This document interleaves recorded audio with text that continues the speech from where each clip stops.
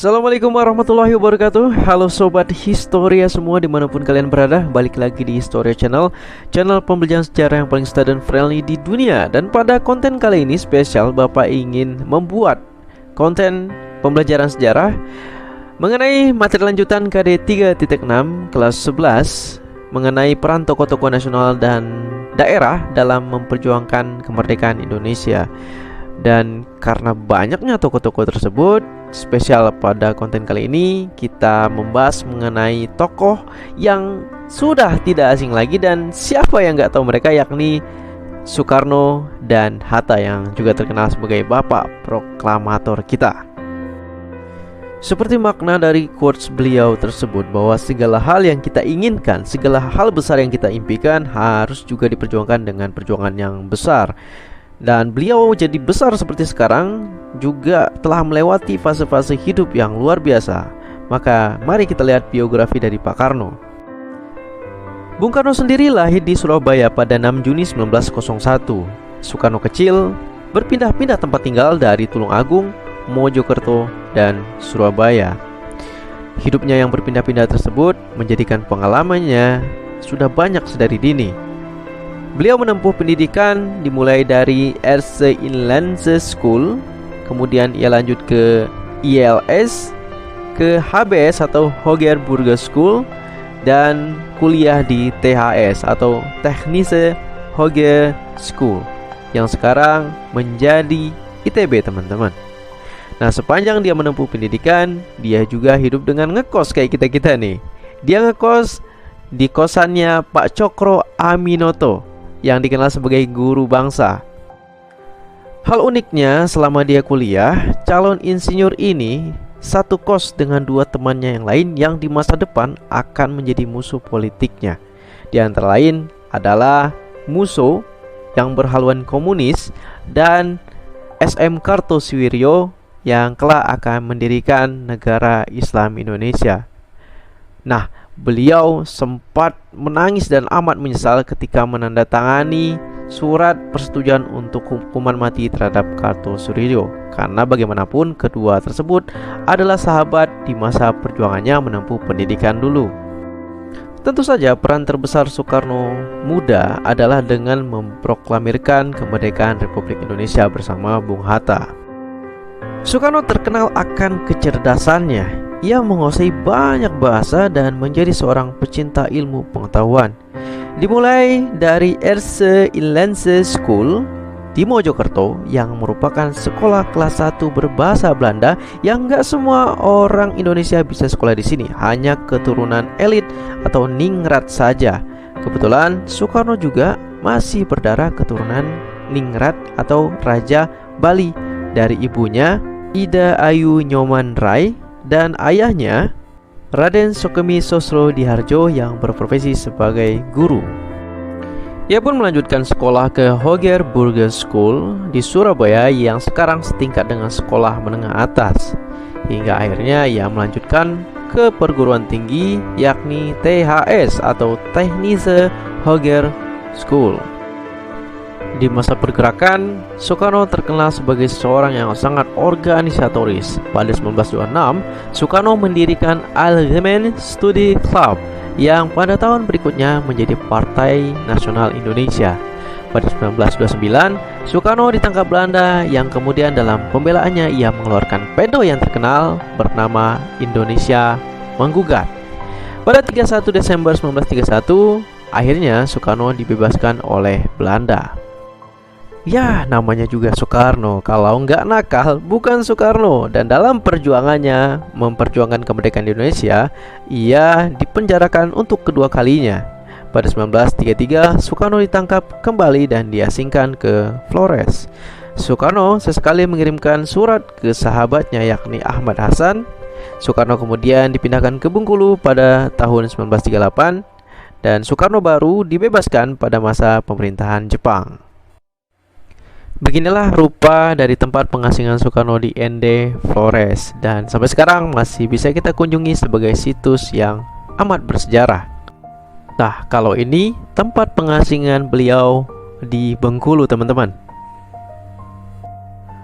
Kalau ini tempat pengasingan yang ada di Muntok yang sekarang menjadi Bangka Barat ketika ia bersama Bung Hatta dan tokoh-tokoh lainnya diasingkan ke sini ketika penyerbuan Belanda pada agresi militer Belanda kedua.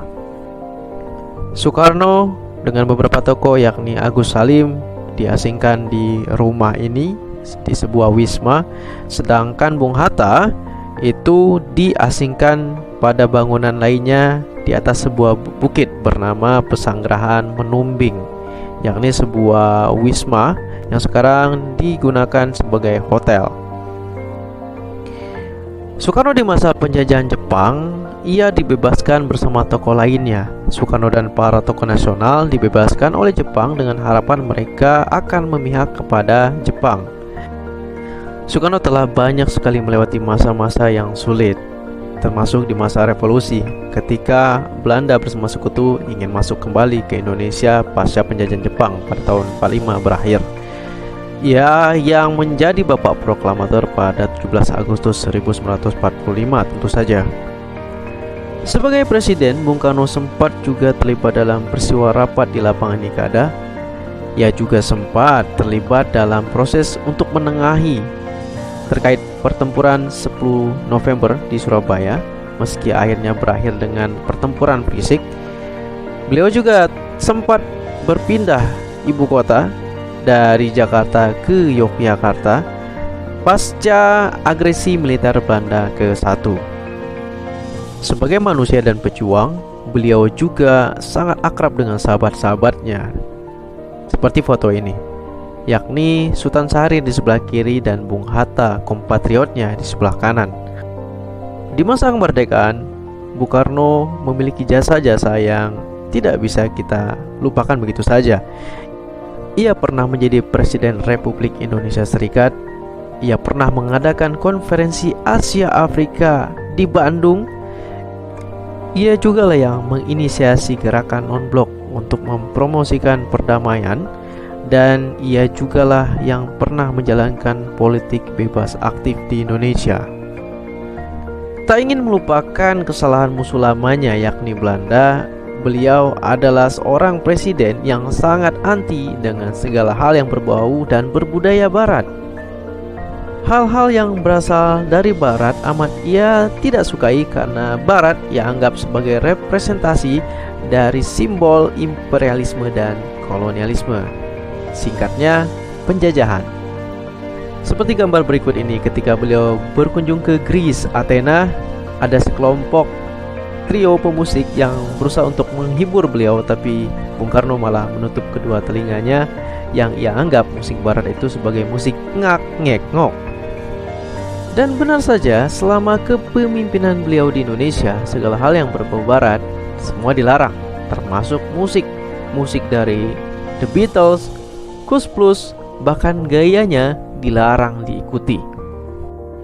Dikarenakan semangat anti barat dari Soekarno tersebutlah beliau juga amat dekat dengan sahabatnya yang merupakan Presiden Uni Soviet kala itu, yakni Nikita Khrushchev, yang kebetulan juga adalah musuh dan rival dari blok Amerika Serikat. Nikita Khrushchev kita tahu bersama Uni Soviet berhaluan komunis. Dan melalui beliaulah Soekarno banyak sekali mendapat bantuan teknologi, terutama bantuan senjata berupa pesawat terbang, kemudian persenjataan laut seperti kapal, roket, dan lain-lainnya. Sehingga Indonesia amat disegani di kawasan Asia Pasifik kala itu. Bahkan ketika konfrontasi dengan Belanda untuk memperebutkan Irian, Belanda pun dibikin ketar-ketir oleh persenjataan kita yang canggih akibat disuplai dari Uni Soviet kala itu. Dan ini adalah momen ketika Presiden Soekarno itu berfoto dengan Nikita Khrushchev dan juga dengan salah satu kosmonot terkenal Rusia. Siapa lagi kalau bukan Yuri Gagarin. Beliau ada di sebelah paling kiri. Meski dikira dekat dengan blok komunis dikarenakan kedekatan beliau dengan sahabatnya Nikita Khrushchev, Bung Karno amat aktif loh dalam mempromosikan perdamaian dunia. Buktinya apa? Buktinya beliau adalah salah satu tokoh negara yang mempromosikan gerakan non-blok, yakni gerakan untuk tidak memihak di antara dua kekuatan besar, yakni blok barat yang dimotori oleh Amerika Serikat dan blok satunya lagi yang dimotori oleh Uni Soviet yang berhaluan komunis. Beliau jugalah yang menginisiasi agar terjadinya peristiwa Konferensi Asia Afrika atau KAA di Bandung, teman-teman. Selain sebagai pejuang, Bung Karno juga terkenal sebagai seseorang yang amat peduli lingkungan loh. Kalau kalian main ke Mekah, terutama di Arafah, kalian akan melihat jalanan yang amat rindang dengan pohon di tengah gersangnya gurun. Bung Karno memang terkenal suka sekali menanam pohon. Ialah yang menyarankan Raja Arab Saudi untuk merindangkan daerah tersebut. Tidak hanya menyarankan, Bung Karno juga mengirim bibit-bibit tanaman pohon dan mengirimkan tanah subur dari Indonesia dan Thailand ke Mekah. Tidak heran, pada akhirnya di Mekah sana kita akan menjumpai nama Jalan Soekarno dikarenakan jasa-jasa beliau. Wah, luar biasa ya. Kita patut mencontoh semangat untuk menghijaukan dan melestarikan lingkungan ala Soekarno.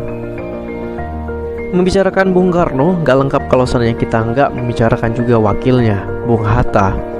Sebagai seorang dari keluarga yang cukup berpendidikan dan sebagai seorang pejabat, beliau orangnya sangat sederhana, sangat merendah, dan selama menjabat sebagai presiden, sama sekali beliau tidak berusaha untuk memanfaatkan fasilitas yang seharusnya tidak dia dapatkan. Beliau orang yang sangat religius dan sangat peduli dan fokus pada perjuangannya. Pernah ada cerita, beliau sangat ingin membeli sebuah sepatu, namanya sepatu Belly. Logikanya sebagai seorang presiden, gampang saja beliau ingin membeli sepatu tersebut. Tapi yang terjadi, beliau ingin membeli sepatu itu dengan perjuangannya sendiri. Maka ia robeklah potongan iklan sepatu yang ia impikan tersebut. Ia simpan di dompetnya sambil berharap suatu hari nanti ia bisa membeli sepatu itu dengan uangnya sendiri. Sampai akhir hayatnya, potongan kertas itu masih ada di dompetnya.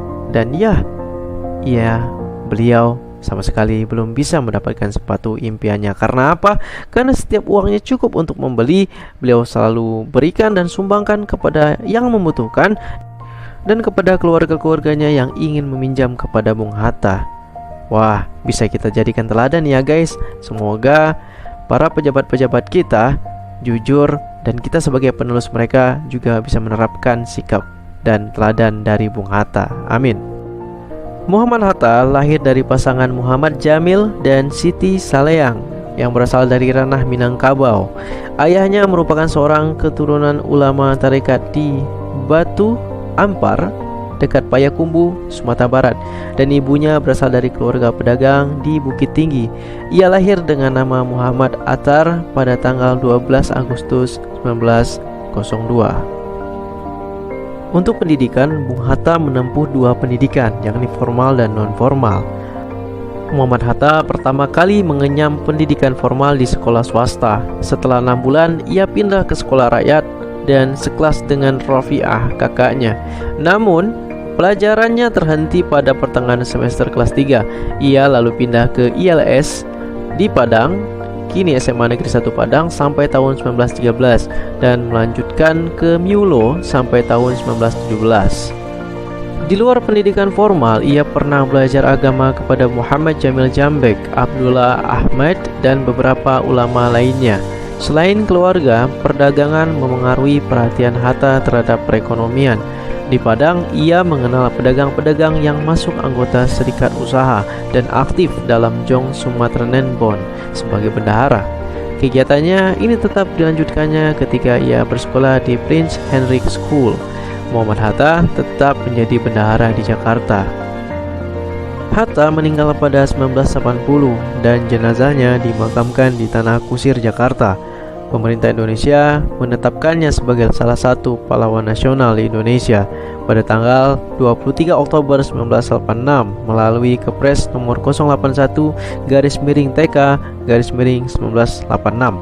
Namanya bersanding dengan Soekarno sebagai Dwi Tunggal dan disematkan pada Bandar Udara Soekarno-Hatta.